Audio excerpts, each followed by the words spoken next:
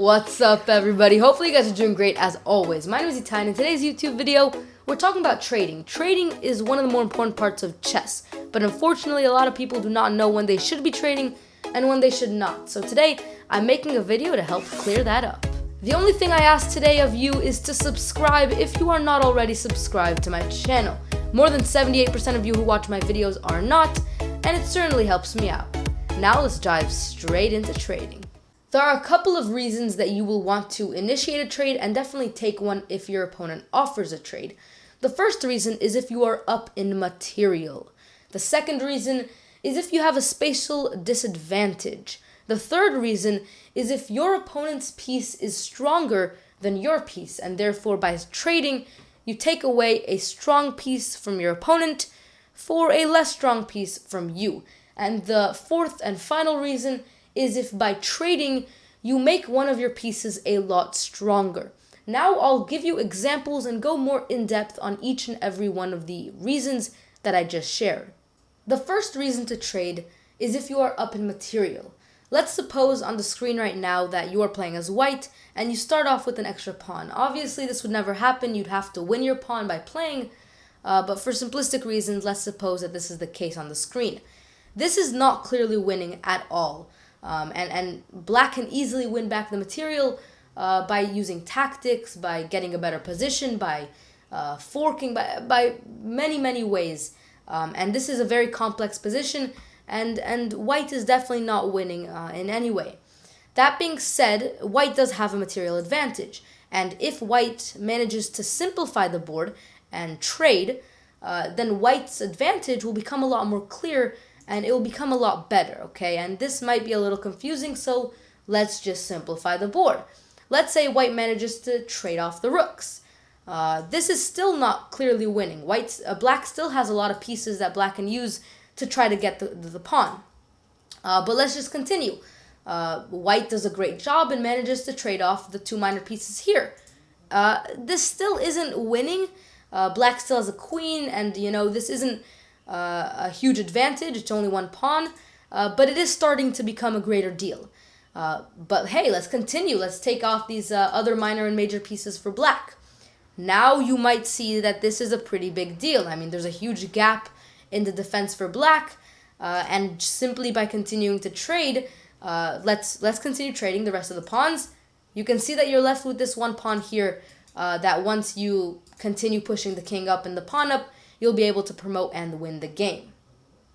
So if we look back at this position, this does not look winning. It looks like white has the advantage, don't get me wrong, but it doesn't look like white has a clear way to get that advantage and transform it into a win straight off the bat. And black still has a chance to win and certainly get back the material that black is losing.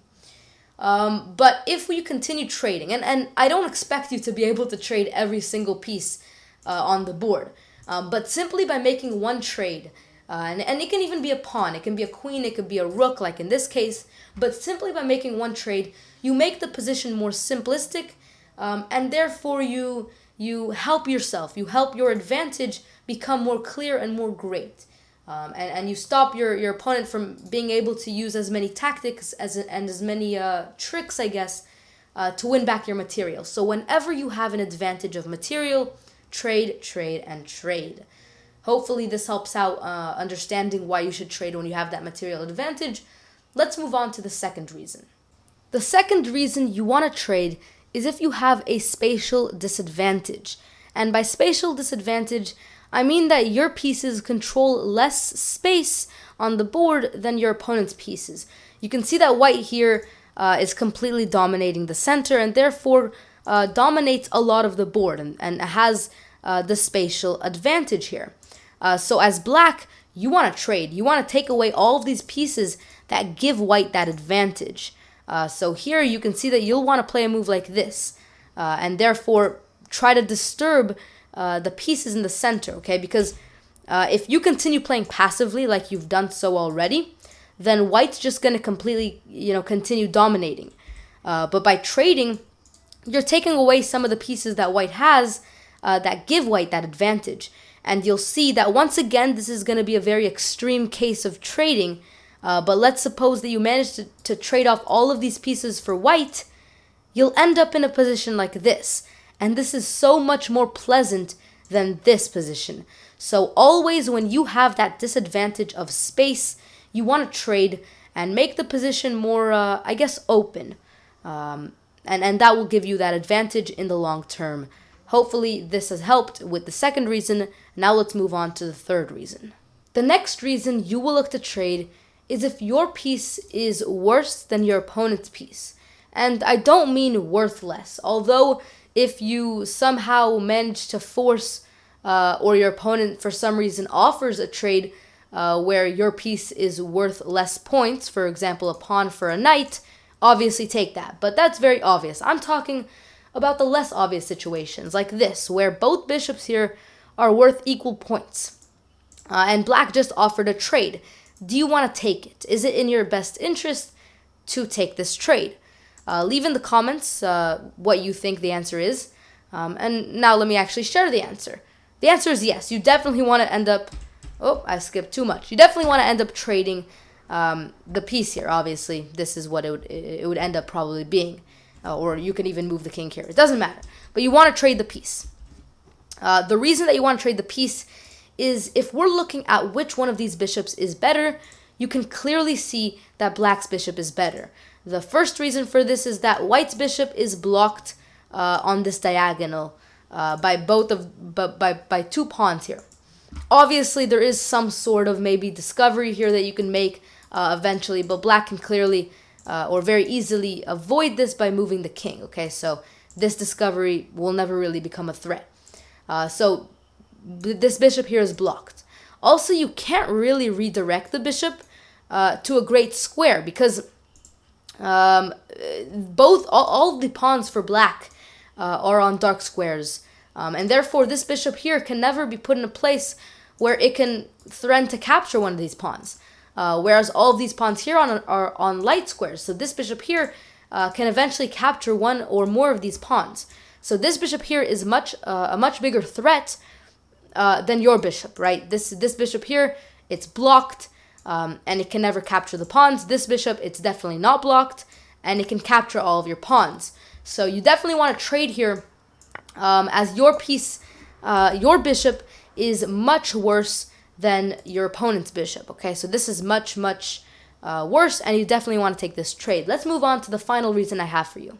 The final reason for trading is if by doing so, you will give one of your pieces a much greater value. And let's show you an example to help you understand what I mean by this. In this example, you see that black has a pretty clear goal, which is getting this knight over here to this outpost. And having outpost within the center squares is very valuable, especially transitioning into the middle game and carrying on into the end game. So you definitely want this knight to be here. That being said, there's a little problem. There's a knight here that's stopping you from really ever moving your knight here. Obviously, if you were to move, a trade would occur, and it would only really give you doubled pawns, which is not what you want. So instead of rushing into this outpost, you're going to want to place this move, now pinning the knight. And after the queen moves, you want to capture the knight and initiate this trade here. And therefore, after you finish, you can move your knight here. So essentially, by doing this trade, by forcing this trade, you are giving one of your pieces a much stronger value because now this knight is in a much stronger position on the board where eventually it will do a lot more. So always look to trade pieces if by doing so it gives a different piece extra value and extra worth on the board.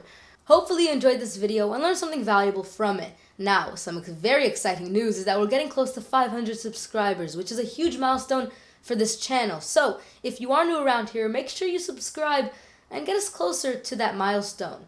Also, if you enjoyed the video, hit that like button and comment down any videos you want to see in the future, because this video here is actually a suggestion that I got commented on my previous video. So, I do respond and I do make videos to help you improve specific to your needs that you comment down in the comments. So make sure if you do have a suggestion, leave it down below. Hopefully you enjoyed, and I'll see you guys next time.